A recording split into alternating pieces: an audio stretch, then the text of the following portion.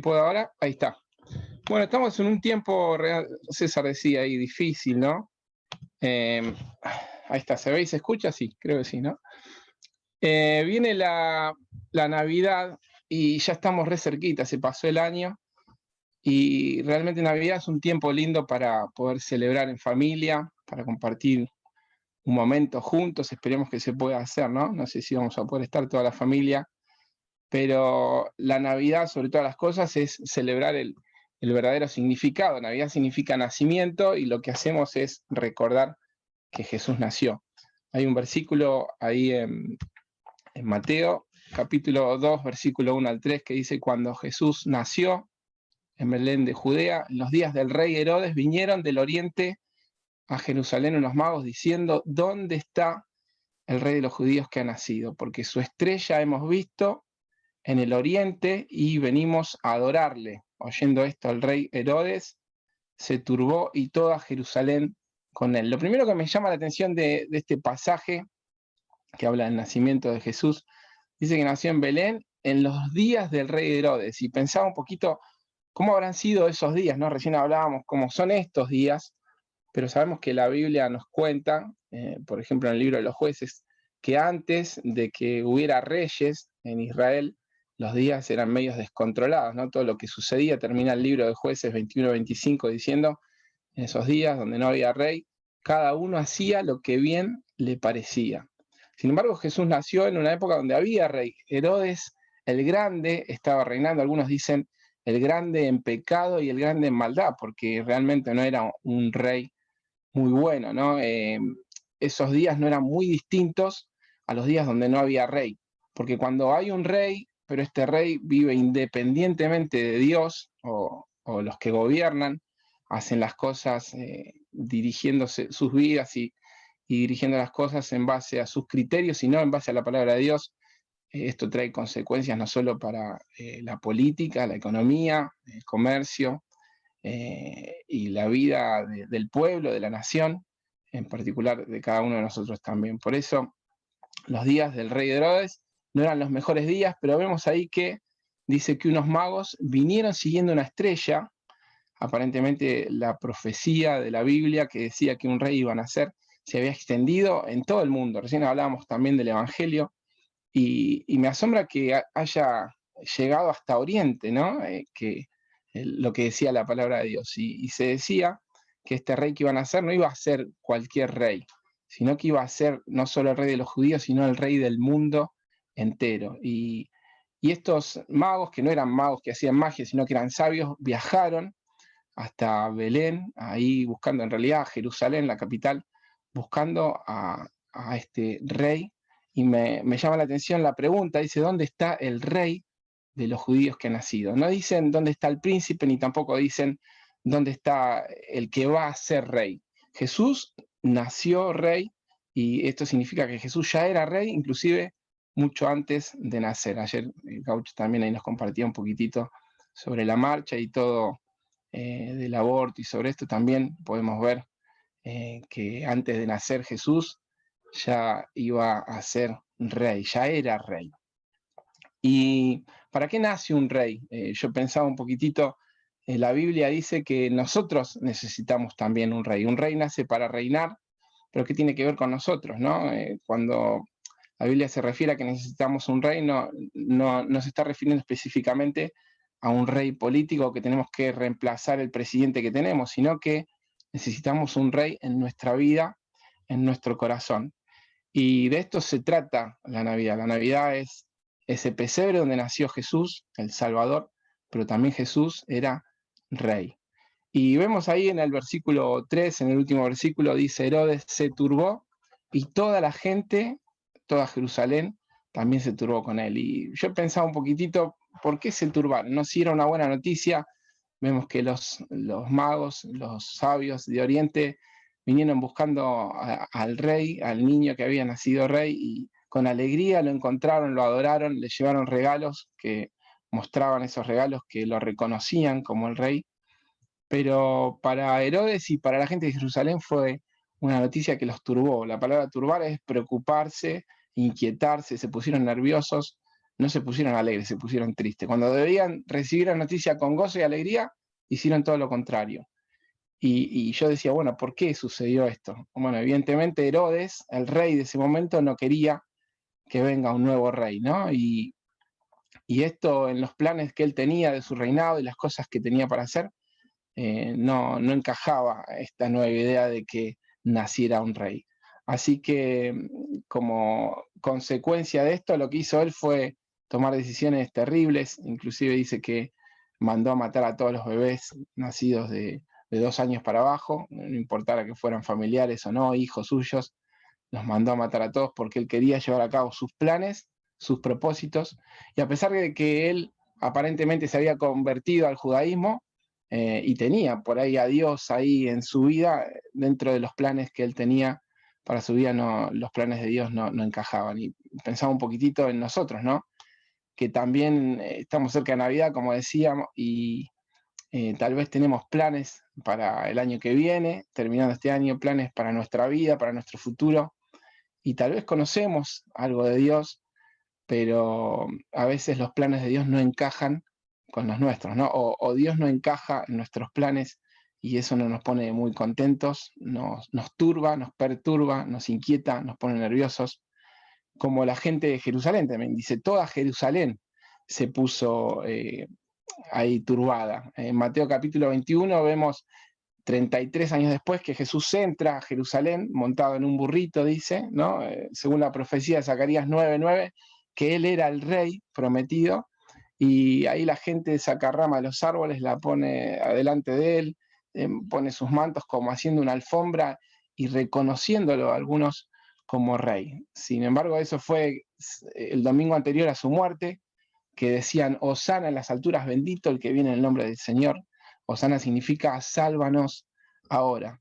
Y algunos lo reconocían rey, pero a los poquitos días, el viernes, ya estaban gritando, crucifíquenlo, ¿no? Y termina diciendo en Mateo 27:37 que pusieron un cartel sobre su cabeza diciendo, este es el rey de los judíos. Nació rey y murió, ¿no? Así siendo rey. Sabemos nosotros que después resucitó, pero me llama la atención esa pregunta que vemos en Mateo capítulo 21, versículo 10.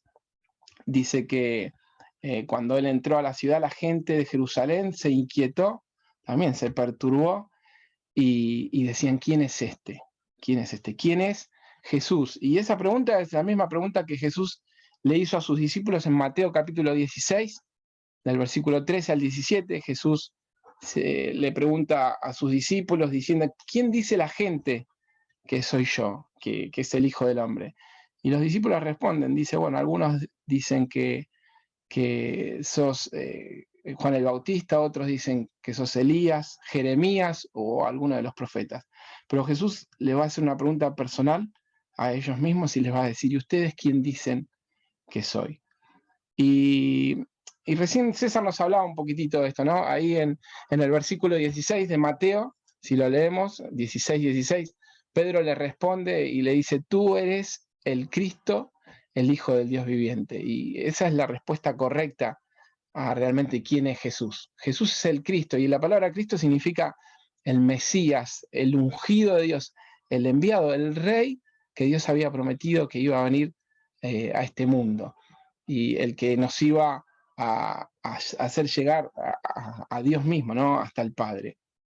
Los profetas del Antiguo Testamento habían profetizado acerca de Jesús, acerca de ese rey que iba a venir a este mundo y que no solamente iba a ser el rey de los judíos, sino que iba a ser el rey del mundo, que nos iba a reconciliar con Dios, nos iba a perdonar de nuestros pecados, nos iba a libertar, ¿no? A ser libres del pecado y del sistema de este mundo, y nos iba a guiar, dándonos también a su Espíritu Santo. Pero ¿quién es Jesús realmente para cada uno de nosotros? No se trata solamente de saber de Jesús o conocer de lo que dice de él, ¿no? Muchos saben, estudian acerca de Jesús o conocen historias de Jesús, pero va mucho más allá de eso. Va de un conocimiento que Dios tiene que revelar en nosotros. Ahí César recién nos compartía en 2 de Corintios capítulo 4, el versículo 4, dice que Dios, el Dios de este siglo, no Dios, sino Satanás, cegó el entendimiento de los incrédulos para que no les resplandezca la luz del Evangelio de la gloria de Cristo, que es la imagen de Dios. Es como si pusiera una venda en todos nosotros para que no podamos ver y entender realmente quién es Jesús.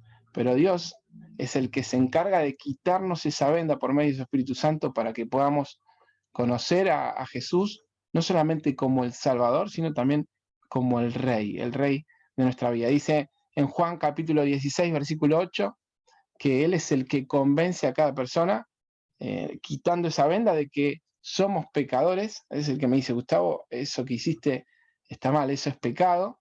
Y también es el que convence de justicia, ¿no? De que Jesús es el que murió, el que nos justifica, el que pagó por mis pecados en la cruz, y que un día voy a estar delante de Él, delante del Rey, y rindiendo cuentas. ¿Por qué? Por esto que Él me dijo, que yo era pecador, pero que también Él murió por mí, y que Él murió para salvarme y para ser el Rey de mi vida. Eso se lo reveló Dios. Y a cada uno de nosotros, a todas las personas, en algún momento Dios también nos va a revelar. A mí llegó a los 17 años, tuve la posibilidad de poder entender esto y tomar una decisión. ¿Qué hacer ahora con mi vida? ¿Aceptarlo como el Salvador y el Rey de mi vida, o seguir mi vida a mi manera? Y bueno, yo tomé la decisión de decidir lo más importante, de Jesús, que sea mi Salvador, pero también que sea el Rey de mi corazón. Y cuando uno dice que Jesús es el Rey, Jesús es mi Rey, bueno, estamos diciendo realmente que hay algo en mi corazón que gobierna y que reina sobre toda autoridad, ¿no? Él es una influencia en mí que no solamente cambia un área de mi vida. No es que ahora, bueno, entonces ahora empiezo a ir a la iglesia solamente los domingos. No, Él cambia todas las áreas de mi vida, cambia mi manera de pensar, mi manera de actuar. Ahora quiero ser distinto, quiero vivir de otra manera. En Juan capítulo 14, versículo 6, Jesús dijo, yo soy el camino, yo soy la verdad y yo soy la vida, ¿no? Nadie viene al Padre si no es por mí. Y esa declaración es la misma declaración que hacemos nosotros al decir que Jesús es el Rey de mi vida y de mi corazón. No hay otro camino que yo quiera andar que no sea el camino que Jesús tiene para mí. No hay otra verdad, Él es la única verdad. Su palabra es la que quiero seguir y la que quiero obedecer. Y Él es la vida, no hay otra vida para vivir si no es la vida que Dios tiene para mi vida también. Él es el Rey de mi vida. Miren lo que dice en 1 Juan capítulo 5, versículo 1. Todo aquel que cree que Jesús es el Cristo. ¿Se acuerdan? El Cristo es el Mesías, el ungido por Dios, el Rey, el Salvador, el Redentor también, ¿no? Todo el que cree esto es nacido de Dios, y todo el que ama al que engendró ama también al que han sido engendrado por Él. Está diciendo que cuando nosotros creemos en Cristo como nuestro Salvador y nuestro Señor de nuestra vida, el Rey de mi corazón, somos hijos de Dios, somos de la familia de Dios, y también amamos a Dios. Pero también nos dice que no podemos decir que amamos a Dios y no amar a los hermanos. Y esto me hizo pensar muchas veces cuando nosotros vemos a los hermanos, a aquellos que son nacidos de Dios también, porque ellos creyeron en Cristo y lo recibieron en su corazón, ¿no? Y los juzgamos tal vez por lo que hicieron o por lo que eran antes, y no los miramos por lo que realmente son ahora, hijos de Dios, y por eso la Biblia nos enseña que debemos amarlos, ¿no? Amarlos como Dios los ama y como nos ama a nosotros también, no juzgando. Si bien Dios, el momento que lo aceptamos en nuestro corazón, dice 2 Corintios 5:17, que somos una nueva criatura, las cosas viejas pasaron y ahora son todas hechas nuevas. También dice Filipenses 1:6 que Él va perfeccionando cada día en nosotros nuestra vida, transformándola para que podamos ser más semejantes a Cristo. Por eso dice también este versículo en 2 Corintios capítulo 3, versículo 16, que Dios va transformando nuestra vida. Me encanta ese cartelito, dice, disculpe las molestias, ¿no? Jesús trabaja en mí. ¿Cuántas veces nos equivocamos, cometemos errores, fallamos y hacemos cosas que tal vez no están bien, y a veces no nos perdonamos a nosotros mismos, porque decimos, bueno, realmente no sirvo, no tendría que estar haciendo esto, fallé. Pero dice ese versículo que cuando se conviertan al Señor, ven, cuando podamos tener a Cristo en nuestra vida como nuestro Rey y Salvador, el velo se quita, podemos ver a Dios. Y donde está el Espíritu, lo recibimos en nuestro corazón, hay libertad. Y podemos ver a Dios y podemos reflejar un poco también la imagen de Dios. Y este es un proceso que tenemos que entender. Hay varias cosas acá interesantes. En primer lugar es que somos libres, ¿no? Y que tenemos libertad del pecado. Si bien hay muchas cosas que suceden en el mismo momento cuando aceptamos a Jesús en el corazón, que son instantáneas. Por ejemplo, en el mismo momento pasamos a ser hijos de Dios, en el mismo momento pasamos a ser parte de la familia de Dios, pasamos a tener el Espíritu Santo en nuestro corazón, pasamos a ser herederos del cielo, pero no todas las cosas son instantáneas. Hay un proceso en nosotros que podemos ver ahora la gloria de Dios, pero para poder reflejarla a veces, Dios necesita trabajar en nuestra vida. Por eso debemos ser pacientes, en primer lugar, con nosotros, perdonándonos, ¿no? Porque a veces nos equivocamos, fallamos y nos vemos como personas que pareciéramos que no fuéramos hijos de Dios. Y decimos, ¿qué estoy haciendo? No, esto. Y volvemos a antiguos pecados, a antiguos vicios, a cosas que pertenecen a nuestra vida pasada y que ya deberíamos haber dejado, como si fuéramos esclavos de esas cosas, pero recordemos que Cristo nos libertó. Así que si estamos haciendo cosas que no tienen nada que ver con esta nueva vida que tenemos en Cristo, debemos acordarnos que somos libres, debemos decir, quiero ¿qué estoy haciendo? Y debemos dejar eso. Y si fallo y caigo y me equivoco y no me sale lo que tengo que hacer para poder reflejar realmente lo que estoy viendo, es poder decirle a Dios, perdóname, lo dejo hasta un costado. Y Filipenses 4:13 dice, todo lo puedo en Cristo que me fortalece. Hoy voy a tratar de cambiar, mañana voy a tratar de hacerlo de nuevo y voy a hacerlo mejor. Y de la misma manera, hacerlo con nuestros hermanos, ¿no? Porque no todos tenemos ese mismo proceso. Podemos ver la gloria de Dios, pero no muchas veces podemos reflejar la gloria de Dios. ¿Me entienden lo que digo? Puedo estar viendo algo en Dios, pero reflejarlo me cuesta. Hay un proceso en mi vida que Dios va transformando y va cambiando. Por eso debemos ser pacientes con nosotros y ser pacientes con los hermanos, entendiendo que todos tenemos un proceso diferente. Así como los hijos, cuando crecen, tratan de ser parecidos a nosotros, ¿no? Y nos ven y tratan de imitarnos en la manera de caminar, en la manera de hablar, en la manera de vestirnos, en la manera de actuar, pero todos los hijos son diferentes, algunos de una manera, otros de otra, y si fallamos y hacemos las cosas mal, volvemos a intentarlo, porque somos libres en Cristo. Termino con esto, vemos ahí un corazón y un trono, ¿no? Y pensaba que un día dice Apocalipsis capítulo 19, versículo 16, que Jesús es el Rey de Reyes y Señor de Señores. Y recién cantábamos y Leandro también oraba, qué lindo va a ser cuando podamos estar delante de Él, adorándolo y cantando, ¿no? Al Rey. Pero un día, literalmente, dice la Biblia que Él va a establecer su reino en este mundo y creo que no falta mucho, ya estamos muy cerca de ese día. Pero hoy Jesús quiere establecer el reino en mi corazón y en tu corazón y en el corazón de cada una de las personas. Él, así como los magos, los sabios de Oriente vinieron buscando a Jesús y lo encontraron y lo adoraron y su corazón se llenó de alegría y de felicidad. Dice la Biblia que en realidad no hay ni siquiera uno que busque a Dios, que en realidad es Dios el que busca a las personas. Y esas personas llegaron desde Oriente porque Dios los buscó y les hizo entender que debían buscar a Jesús y conocer a Jesús. Y lo llevó hasta Él. Y hoy busca tu corazón, busca mi corazón y busca el corazón de cada persona, para que podamos también todos conocer a este Jesús que nació como el Salvador del mundo, pero también como el Rey de nuestra vida y de nuestro corazón. En nuestro corazón ahí está en el trono, si miran un bolsillito, al lado tiene unos control remotos, ¿no? Y realmente en nuestra vida, en nuestro interior, nosotros tenemos un reino que debemos tratar de controlar, nuestras emociones, pensamientos, actitudes, deseos, decisiones importantes, y es muy difícil que nosotros podamos gobernar solos. Necesitamos al Rey de nuestra vida, necesitamos a Jesús para que nos ayude, que tome el control de nuestra vida y que nos diga qué tenemos que hacer.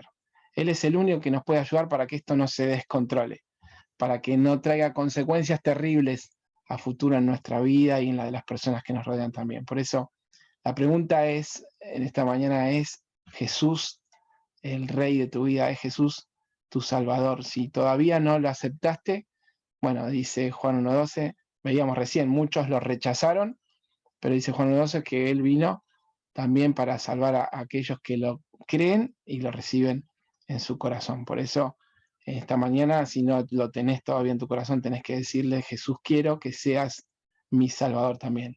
Y que Él pueda nacer, así como nació en Belén, en esos tiempos difíciles, en un corazón tal vez que también está complicado, con muchas cosas y problemas, pero Él quiere entrar en el corazón no solo como el Salvador, sino como el Señor y el Rey de nuestra vida. No nos olvidemos eso, porque las bendiciones llegan con la salvación, pero Él tiene muchísimas bendiciones más para nuestra vida, pero debe ser el Rey y el Señor de nuestra vida también. Cuando nosotros nos sometemos a su voluntad, cuando nos sometemos a su autoridad como el Rey y obedecemos su palabra, escuchamos y la practicamos en nuestra vida, esto hace que nuestra vida empiece a ser transformada y cada vez podemos empezar a parecernos más a Él.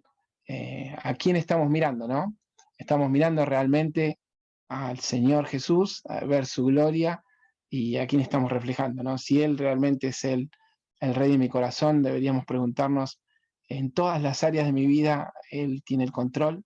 Los planes que yo tengo son los planes que Él tiene para mí, y los planes que Él quiere hoy en mi vida, ¿los estoy aceptando con gozo o estoy haciendo todo lo opuesto como hacia el Rey y toda la gente de Jerusalén? Realmente que esta Navidad sea un lindo tiempo para disfrutar todos juntos, para recordar a Jesús, al Salvador que nació, reconocerlo como el Salvador, como el Rey de nuestra vida, pero también para que podamos reflejar su gloria, como hablábamos recién también, en cada área de nuestra vida. Amén. Amén. Bueno, vamos a terminar con una oración. Señor, te agradecemos por este tiempo hermoso, una vez más que pudimos disfrutar de la cena del Señor, compartiendo todos juntos, haciendo memoria de nuestro Salvador, pero también leyendo tu palabra, que tú viniste como el Rey también y quieres ser el Rey de nuestro corazón. Tú eres el Rey de Reyes y Señor, señores, oramos para que podamos cada día reconocerte en nuestras áreas de nuestra vida, que podamos verte y que podamos reflejar tu gloria, y en este proceso que estamos siendo transformados, que podamos entender a cada uno de nosotros, perdonándonos a nosotros mismos, y perdonando también y siendo pacientes con los demás, Señor. Oramos agradecidos por lo que haces en nuestra vida y por lo que vas a hacer, y anhelamos ese día que podamos estar todos juntos, rindiéndote gloria por toda la eternidad. En el nombre de Jesús, amén.